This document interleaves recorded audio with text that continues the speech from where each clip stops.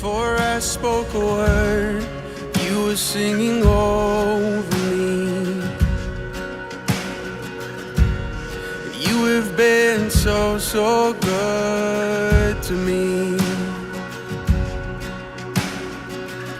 Before I took a breath, you breathed your life in me. Goeiemôre liewe geloofsfamilie. Dit is vanoggend weer eens vir my 'n baie groot voorreg om die woord van die Here met julle te kan deel. Ons tema hierdie jaar by die Ronde Kerk is passievol. En in Maart staan ons stil by die subtema wat gaan daaroor om passievol oor God te wees. Nou om passievol oor God te wees, moet ons tog vir God ken. Sy eienskappe, sy karakter, sy hart, sy wese. En ek gaan vanoggend met julle praat oor seker die grootste en bekendste eienskap van God. En dit is dat God liefde is. Vanoggend se skrifgedeelte is 'n baie bekende verhaal wat ons in Lukas 15 lees oor die verlore seun. En ek gaan nie vanoggend die teks vir ons lees nie, maar ek gaan dit met jou deel deur vir jou die volgende tekenprent te wys. Jy is welkom om dit wel in jou Bybel te gaan lees. Lukas 15 vanaf vers 11 tot 24. Kyk gerus saam. Luke chapter 15, verses 11 through 32, the parable of the lost son. Jesus continued, "There was a man who had 2 sons. The younger one said to his father, 'Father, give me my share of the estate.' So he divided his property between them. Not long after that, the younger son got together all he had, set off for a distant country, and there squandered his wealth in wild living. After he had spent everything, there was a severe famine in that whole country, and he began to be in need. So he went and hired himself out to a citizen of that country, who sent him to his fields to feed pigs. He longed to fill his stomach with the pods that the pigs were eating, but no one gave him anything. When he came to his senses, he said, 'How many of my father's hired men have food to spare, and here I am starving to death? I will set out and go back to my father and say to him, Father, I have sinned against heaven and against you. I am no longer worthy to be called your son. Make me like one of your hired men.' So he got up and went to his father.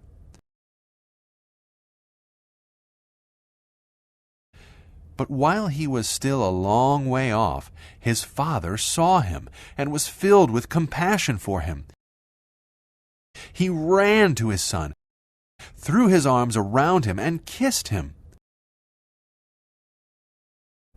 The son said to him, 'Father, I have sinned against heaven and against you.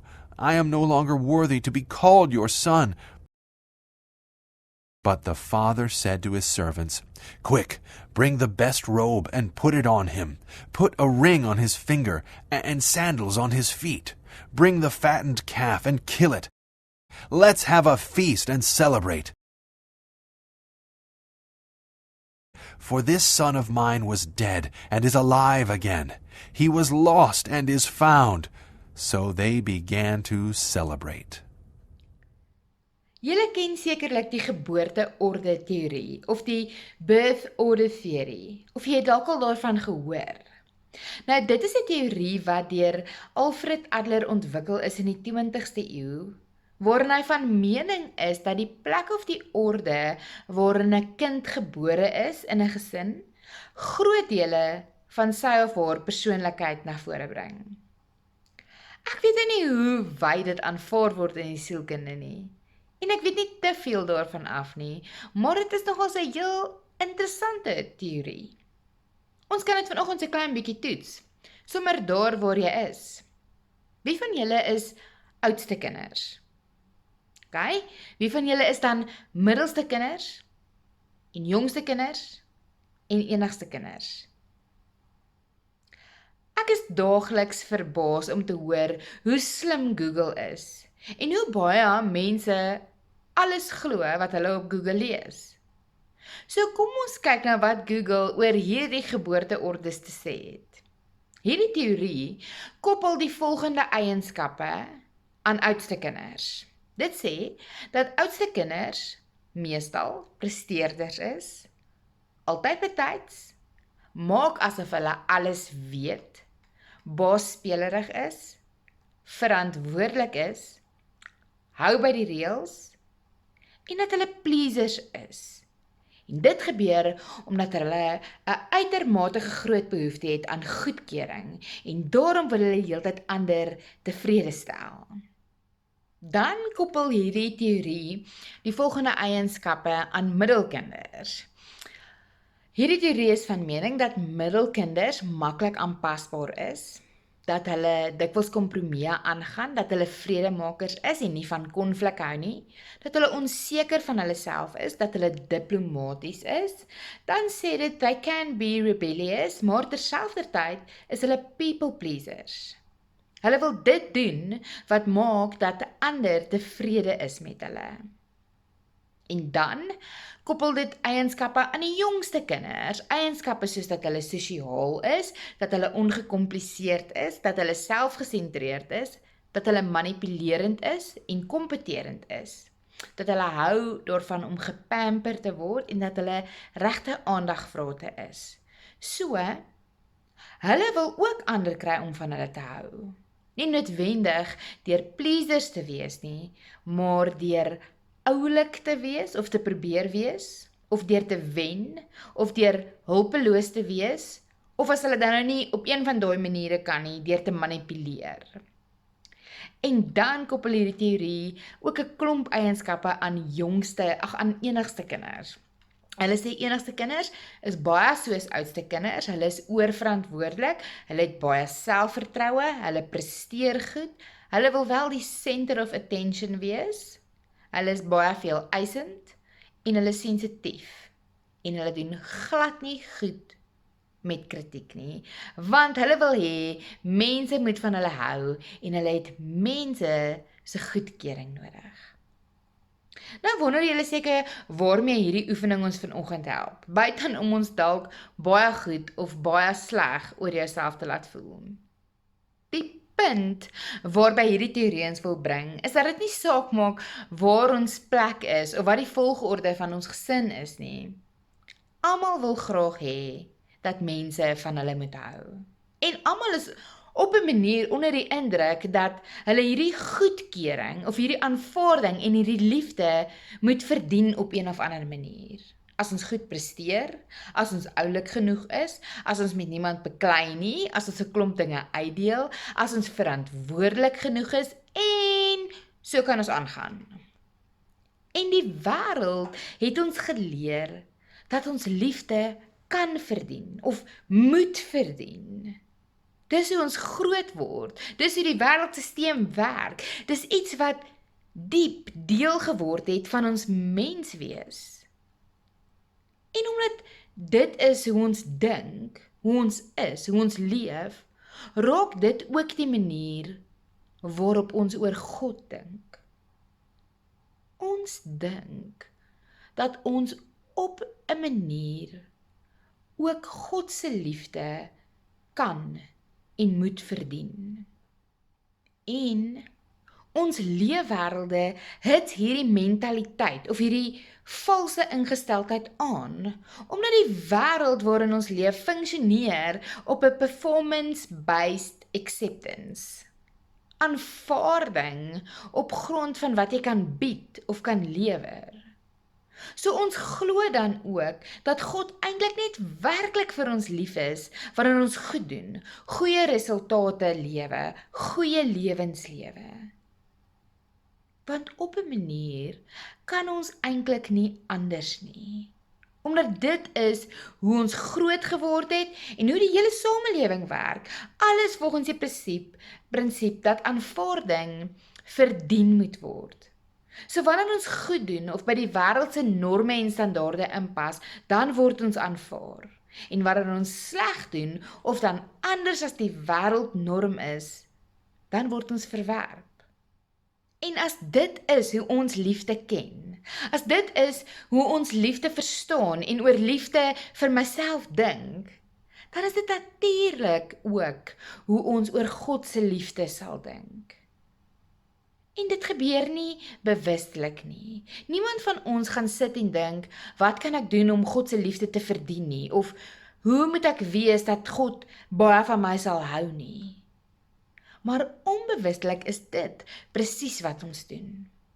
Ons koppe sê vir ons dat ons 'n klomp goed moet doen of 'n klomp goed moet wees, sodat ek vir God aanvaarbaar kan wees. Hy sal my aanvaar en van my hou en vir my lief wees as ek. Ek weet nie, jy moet dit invul. Jy gaan weet wat jy vir jouself vertel of glo. As ek kerk toe gaan, Bybel lees, dankoffer gee, ander dien, nie sonde doen nie, darm nie so sleg is soos die ander wat ek ken nie, vriendelik is met almal, nie so baie kinders soos my buurvrou nie, vir die karwag altyd ietsie gee, jy sal weet. En dalk klink dit nou vir jou belaglik, maar kom ek sê vir jou, hierdie lysies kan baie lank raak. Ek kom van 'n plaas af en ek weet dat nabye bure op 'n tyd die sonde van hulle voorouers bely het, omdat die voorouers water laat aanwys het.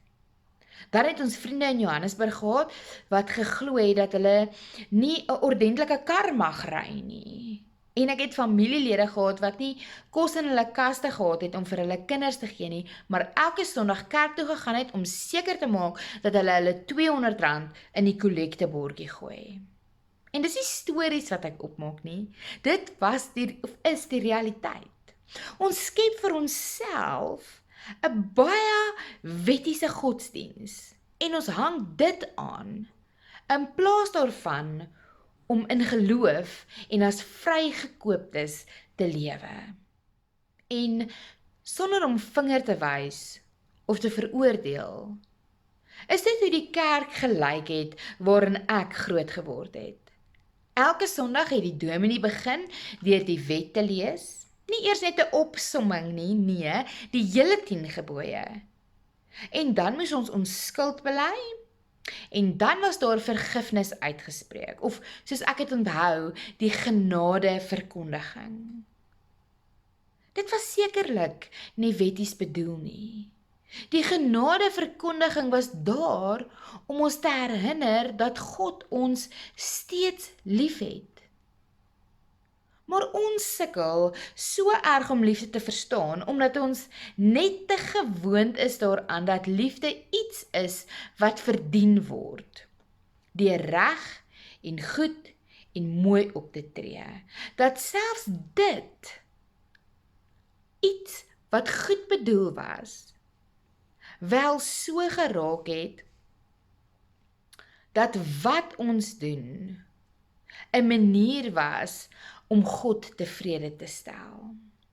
Sien, op 'n manier glo ons dat ons vir God tevrede sal stel as ons dan nou die wet onderhou. Of dan, as dit nie vir ons moontlik is nie, en dit is nie, weekliks noukeurig te bely waar ons nie die wet onderhou het nie, sodat ons vergifnis kan verdien deur ons skuldbelydenis. En hoor asseblief mooi vanoggend, dat ek nie sê die kerk van Tuka was van die wa af nie, die bedoeling was goed gewees. Maar as ons glo dat die wet of die skuldbelydenis ons kan vrymaak, of vir ons God se liefde en aanvaarding en genade kan bring, dan glo ons mos dat God se liefde verdien moet word. En as ons dan kom met pogings om dit te probeer verdien, dan kom ons mos eintlik met pogings om God te probeer beheer. Want sien, dan glo ek dat as ek dit kan regkry om X en Y en Z te doen en om A en B en C nie meer te doen nie, dan sal God vir my lief wees. Dan sal God my aanvaar. Dan sal God my seën. En dit is nie geloof nie. Dis bygeloof, want wat is bygeloof? Bygeloof is 'n poging om goed wat buite jou beheer is, op 'n magiese manier te beheer. En dit laat ons dan in beheer voel. Dit laat ons minder uitgelewer voel, want dan is die mag in my hande en kan ek op maniere vir God kry om van my te hou, om my te aanvaar, om my te seën. As ons teruggaan na die Bybel toe, dan kry ons nêrens die idee dat ons God se liefde moet verdien nie. Nêrens lees ons dat ons eers self 'n klomp goed moet uitsorteer of 'n klomp goed moet doen of ophou doen voordat ons by God welkom is en hy vir ons lief kan wees nie. Inteendeel, as ons na Jesus se optrede kyk, dan leer ons daardeur eintlik vir God heeltemal anders ken. Want by Jesus is juis die sondaars ook welkom. Die wat godsdienstiges gedink het nie God se liefde verdien nie. Jesus spandeer juis tyd saam met die sondaars, die prostituie, die tollenaars, die uitgeworpenes, in so 'n mate dat die mense hom in Lukas 7 vers 34 as 'n vraat en 'n wynsuiper bestempel het. Een van die mense wat Jesus geroep het om sy disipel te wees, was Matteus. En hy was 'n tollenaar gewees. Hy was 'n uiters korrupte staatsamptenaar gewees, van wie die korrupte dade geen geheim gemaak is nie, en wat selfs sy eie mense uitgebuit het. Maar Jesus het hom geroep en by hom tuis gegaan tot groot ontsteltenis van die mense van sy tyd. Maar sien, ons sê maklik, God is liefde. Ons leer dit ook vir ons kinders, maar ons weet nie altyd wat dit werklik beteken nie. Want ons menslike verstande wil daardie liefde beperk en inperk deur te voel dat ons dit moet verdien. En as ek nie voel dat ek dit moet verdien nie, dan voel ek minstens dat ander 'n bietjie harder moet werk vir hulle om dit te verdien. 2 weke terug het ons 'n babatjie gedoop en elke keer raak ek eintlik so emosioneel, juis oor die gedagte dat ons net niks hoef te doen om God se liefde en sy genade te verdien nie. En tog is dit juis wat ons vier met die doop, dat God se genade vir my en vir jou en vir elkeen, sonder dat ons iets hoef te doen, genoeg is. En dat hy vir ons lief is, sonder dat ons eers hoef te sê dat ons glo. Dat hy, ten spyte van alles, 'n God is, wat lief is vir elkeen van ons, vir almal. En kyk ons na die Bybel, dan sien ons dat Jonas se probleem juis was dat hy gedink het dat God vir hom kan lief wees, maar vir die mense van Ninive, nee, regtig Here, nie vir hulle nie. Maar ons ken Johannes 3 vers 16 tog uit ons harte uit. Wat sê dat God die wêreld so lief gehad het, dat hy sy seun gegee het, sodat die wat in hom glo, die oudstes, die middelstes, die vredemakers, die jongstes, die enigstes, die moordenaars en die liefdevolles, die bekleieriges en die hardkoppiges, almal nie verlore sal gaan nie, maar die ewige lewe sal hê. En vers 17 net daarna sê, God het nie sy seun na die wêreld toe gestuur om die wêreld te veroordeel nie, maar sodat die wêreld deur hom gered kan word. Op 'n manier, oor tyd, deur ons eie idees en gedagtes en ervarings en ondervindinge, het die boodskap in ons brein gekruis geraak en het ons begin dink dat God so kwaad was vir die wêreld dat hy sy seun gestuur het. En ons moet mooi verstaan dat God nie net sommiges lief het en ook nie dat hy selfs baie lief het nie, maar dat God die wêreld so lief het. En die wêreld, weet julle wat, is vol slegte mense, vol sondaars en selfs vol mense van wie ons niks hou nie. En tog is dit ook hulle, ons, wat God lief het. Romeine 5 vers 8 sê dit so helder, daar staan, maar God bewys sy liefde vir ons juis hierin, dat Christus vir ons gesterf het, toe ons nog sondaars was. Want dit is wie God is. Dit is God se passie vir ons. Dit is God se liefde en sy genade teenoor ons, dat nog voordat ons enige iets kon doen, selfs nog voor enige skuld besef, nog voordat ek kon kies, kon vra, het God ons reeds liefgehad. En vandag het God jou baie, baie lief, net soos jy is. En jy kan dit nie verander nie, en jy kan dit nie verdien nie, en jy kan dit nie minder maak nie. Maak nie saak wat nie, God is lief vir jou. Hy is nie kwaad vir jou nie, want sy genade is soveel groter as enige iets wat ons kan doen of sê of wees. Hy is net lief vir jou. En dit is wat Jesus eintlik kom verduidelik of kom vertel in die verhaal van die verlore seun. Hy vertel hierdie verhaal in 'n reaksie op die Fariseërs en die skrifgeleerdes se beswaar dat hy saam met sondaars en tollenaars eet. In Engels word hierdie verhaal genoem The Prodigal Son. En die Woordeboek beskryf prodigal as recklessly extravagant, buitensporig, uitspattig. En daarom praat party mense van hierdie verhaal as die verhaal van die prodigal father. Want hierdie vader is buitensporig, uitspattig met sy liefde.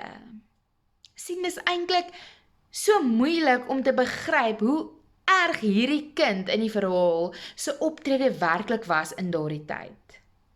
Want deur sy erfgoed te vra, het hy basies sy pa dood gewens, reeds dood verklaar, alle familiebande verbreek.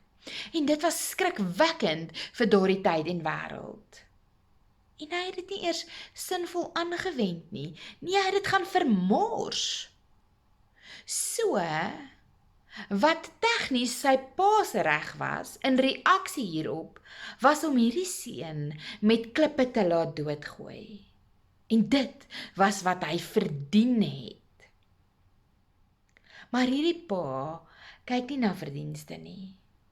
Hierdie pa kyk vanuit liefde en vanuit genade, en hy het gestaan en gewag en gehoop dat sy seun sal terugkom. En wanneer dit dan gebeur, dan hardloop hy hom tegemoet en hy druk hom en hy soen hom en hy hou 'n groot verwelkomingspartytjie. Hy gee vir hom sy jas en sy skoene en sy ring, tekens van 'n herstelde kindskap, en daardeur kom sê hy, jy is steeds my kind. Nie uit verdienste nie, maar uit my liefde vir jou. Nie uit ons verdienste nie, maar uit God se liefde vir ons, want God is liefde. Jy hoef dit nie te verdien nie. Jy hoef nie te probeer nie. Jy kan nie sy arm draai nie. Jy kan hom nie beïndruk nie, want hy is reeds lief vir jou. Hy was nog altyd lief vir jou gewees. Hy's nie kwaad nie. Selfs al draai ons met tye ons rug op hom. Selfs al het jy 'n lange lysie met 'n klomp goed probeer doen, en al voel jy dat jy net nie slaag nie, of net nie goed genoeg doen nie. God kom steeds in die pad afgehardloop. Gryp jou. Druk jou. Hou jou vas en noem jou my kind. Vanuit sy onbeskryflike liefde vir jou. Glo dit. Want dit is waar. Amen. Ek wil vir ons afsluit deur 'n gebed voor te lees. Maak jy oë toe en bid graag hierdie gebed saam met my. Dankie Here dat ek mag weet dat al sou ek op Maandag geëet het van die verbode vrug soos Adam en Eva, op Dinsdag my broer doodgemaak het soos Kain, op Woensdag my eie pa bedrieg het soos Jakob, op Donderdag 'n ander man se vrou afgeneem het soos Dawid, op Vrydag vir u verloon het soos Petrus en op Saterdag u kinders vervolg het soos Paulus. Ek nogtans vandag, op hierdie Sondag, na Golgotha kan kom en weet, daar is vir my sondaar vergifnis, liefde, verwelkoming. Daar's fees, want ek is tuis. Amen. Mag dit vir jou en jou geliefdes 'n geseënde week wees wat voorlê. Totsiens. Oh, the overwhelming, never-ending, reckless love of God. Oh, it chases me down, fights till I'm found, leaves the 99. I couldn't earn it, and I don't deserve it. Still, you give yourself away. Oh, the overwhelming, never-ending, reckless love of God. Yeah.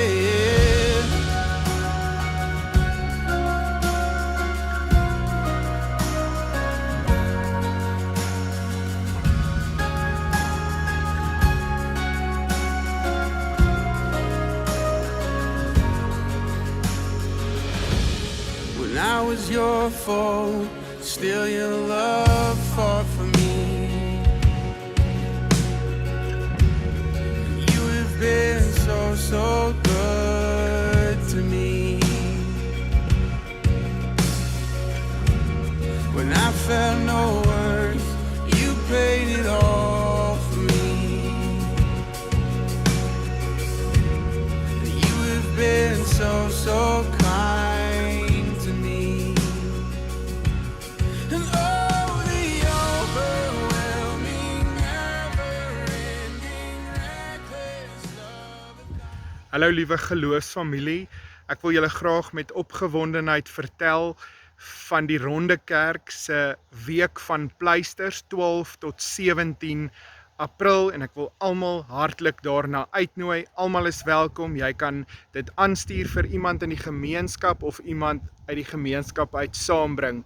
Dit is vir persone wat seer het, stikkend is, broos is, verwerp voel, verdwaald voel, die mekaar voel of regtig net 'n groot worsteling het met iets spesifiek en regtig dan smag na heling, innerlike vrede, nuwe perspektief, wysheid, kalmte.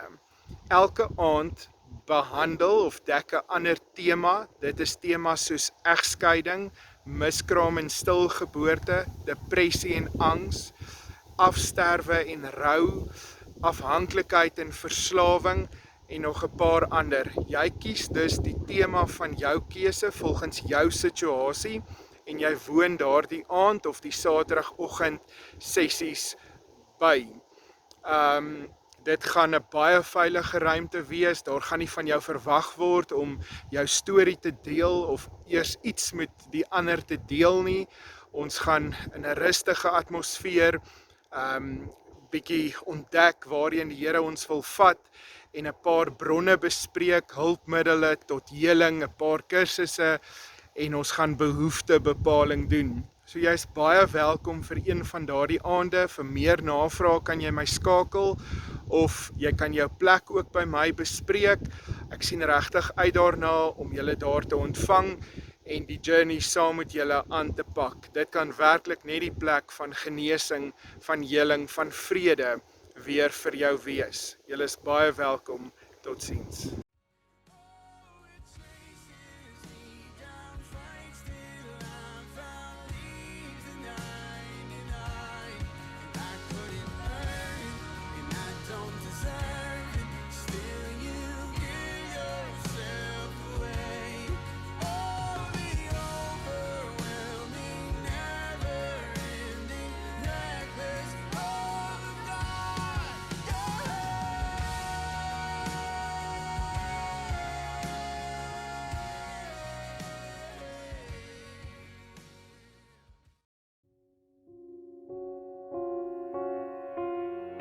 Well, I called your name a long time ago,